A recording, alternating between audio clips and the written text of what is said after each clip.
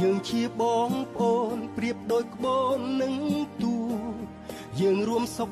ទុក្ខប្រៀបដូចជាទឹកនឹងត្រីទាំងមិត្តភ័ក្តិចាំងព្រមទាំងមិត្តភ័ក្តិថ្មីថ្មីទាំងប្រុសទាំងស្រីសុទ្ធតែជាគ្រួសារខ្មែរមានសុខរួមសុខមានទុក្ខរួមទុក្ខថ្ងៃនេះថ្ងៃមុខមិត្តភាពនៅតែដ